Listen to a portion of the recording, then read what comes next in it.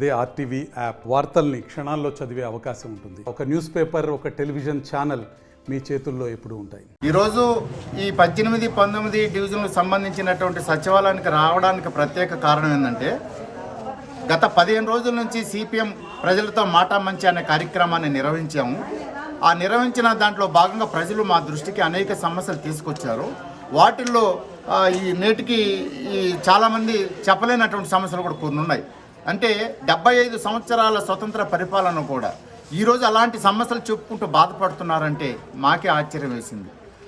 అవి పెద్ద అధికారులు, ప్రభుత్వ అధికారులు స్పందించి, గవర్నమెంట్ స్పందించి చేయాల్సినటువంటి కొన్ని పనులు ఉన్నప్పుడు కూడా చిన్న పనులు వెంటనే సచివాలయం పరిధిలో చేయగలిగేటటువంటి పనులు ఏవైతే ఉన్నాయో అవి ఇవాళ తెలియజేసేదానికి వచ్చాము. ముఖ్యంగా కరెంటు సంబంధించి, వృద్ధాప్య పింఛన్లకు సంబంధించి, వితంతు పింఛన్లకు సంబంధించి, అలాగే సిమెంట్ రోడ్లు గతంలో ఎప్పుడో వేసారో అవి పగిలిపోయినాయి.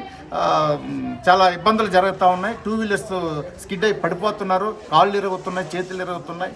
అలాగే సర్వేపల్లి కాలువ కట్టకి రివిట్మెంట్ కట్టించాలా, ఆ కట్టించకపోతే పిల్లలు పడిపోయి చచ్చిపోతూ ఉన్నారు. కాబట్టి ఇలాంటి సమస్యలన్నీ కూడా అధికారుల దృష్టికి తీసుకురావాలా, వెంటనే స్పందించి చేయాలనే ఒక ఉద్దేశంతో ఈ కార్యక్రమాన్ని మేము నిర్వహిస్తున్నాం. ఇప్పుడు ప్రధానంగా మేము ప్రజలతో సిపిఎం అనేటటువంటి మాట మంచి అనేటటువంటి కార్యక్రమం ఏర్పాటు చేసినప్పుడు ప్రజలతో బృందాలుగా ఏర్పడి సమావేశమై మీ సమస్య ఏంది, మీ సమస్య ఏందని చెప్పినప్పుడు, అన్న మాకు ఇప్పటికీ వృద్ధాప్య పెన్షన్ లేదన్నానంటే మేము ఆశ్చర్యపోయినాం. ఎందుకంటే గత ప్రభుత్వం ప్రిస్టేజ్గా తీసుకొని ఎవరైతే లేవో ప్రతి ఒక్కరు కూడా మేము వృద్ధాప్య పింఛన్లు, వితంతు పింఛన్లు, ఒంటరి పింఛన్లు అన్నీ ఇచ్చేసాము, అన్నీ ఇచ్చేస్తున్నాం అని చెప్పేసి ఘనంగా చెప్పుకున్నారు. ఈరోజు అది కేవలం ప్రచారం తప్ప వాస్తవంగా ఏం లేదని చెప్పేసి మాకు అర్థమైంది.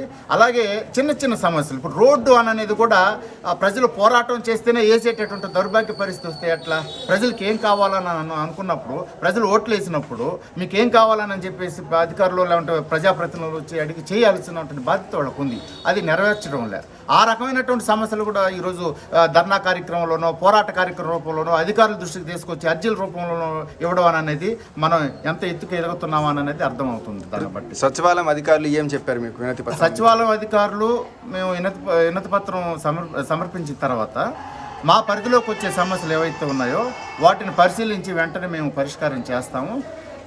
కొన్ని సమస్యలు అధికారుల దృష్టికి తీసుకెళ్తాము. సిపిఎం పార్టీ, భారత కమ్యూనిస్ట్ పార్టీ మార్క్సిస్ట్ ప్రజలతో మాట మంచి అనే కార్యక్రమాన్ని నిర్వహించిన దాంట్లో భాగంగా ప్రజలు సిపిఎం పార్టీ దృష్టికి తీసుకొచ్చిన సమస్యలు ఏవైతే ఉన్నాయో ఆ సమస్యలు ప్రధాన సమస్యలుగా కొన్నిటిని తీసుకొని వెంటనే పరిష్కారం చేయాలని చెప్పి సర్వేపల్లి కాలువ కట్ట, రాజీవ్ గాంధీ కాలనీ, వెంకటరెడ్డి కాలనీ పరిధిలో ఉన్నటువంటి సచివాలయం దగ్గర ఇవాళ అధికారులను కలిసి మెమోరాండం ఇవ్వడం జరిగింది. మాకు తెలియజేసినటువంటి సమస్యలు అన్నీ కూడా చాలా చిన్న సమస్యలు. నేటికి వృద్ధాప్య పింఛన్లు, వితంతు పింఛన్లు లేవు. అలాగే సిమెంటు గతంలో వేసారు, ఆ రోడ్లన్నీ పగిలిపోయినాయి. నడుస్తుంటే పెద్దవాళ్ళు పడిపోతున్నారు, వాహనదారులు పడిపోతున్నారు, ప్రమాదాలు జరుగుతున్నాయి. అలాగే కరెంటు లైన్ కిందకి ఉండడం వల్ల ఒక్కోసారి పిల్లలు ఆడుకునేటప్పుడు ఇబ్బంది అవుతుంది. ఆ ఇబ్బంది వల్ల ప్రమాదం జరిగితే ఆ లోటుని ఎవరు కూడా తీర్చలేరు. అలాగే ఆ ప్రాంతంలో ఎక్కువ గిరిజన ప్రజలు నివసిస్తున్నారు. గిరిజన ప్రజలకి నేటికి పక్కా గృహం లేదు. గవర్నమెంట్ నుంచి ఏదైతే మేము అన్నీ ఇచ్చేసాం, అన్నీ చేసేస్తున్నాం, ప్రజలందరూ కూడా హ్యాపీగా ఉండారు అని చెప్పి చెప్తున్నారు. అక్కడ అన్హ్యాపీగా ఉండరు తప్ప హ్యాపీగా లేరు. కారణం ఏంటంటే పక్కా గృహం లేదు.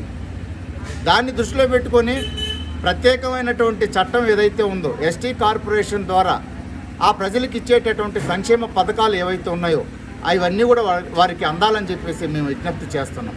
అలాగే సర్వేపల్లి కాలువ కట్ట ఈరోజు నీళ్లు వదులున్నారు. ఎంత హెవీగా వాటర్ ఫ్లోయింగ్ జరుగుతుందంటే ఏమాత్రం ప్రమాదం జరిగితే అడ్రస్ కూడా ఉండరు.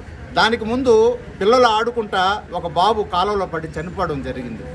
అలాంటి ప్రమాదాలను నివారించాలంటే వెంటనే రివిట్మెంట్ని కట్టాలా.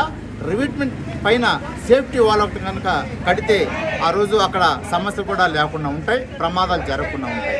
ఇలాంటి సమస్యలన్నిటిని కూడా తెలుసుకుని భారత కమ్యూనిస్ట్ పార్టీ మార్క్సిస్ట్ ప్రజల కోసం పనిచేస్తూ ప్రజల కోసం పోరాటం చేసేటటువంటి పార్టీగా ఈరోజు మళ్ళా ఈ కార్యాలయం దగ్గర ధర్నా చేయడం జరిగింది. తెలియజేసాం. అధికారులు కూడా మేము కొన్ని చేస్తాం, మా పరిధిలో ఉన్నాయి, మా పరిధిలో లేని పై అధికారులకు తెలియజేస్తా ఉన్నారు.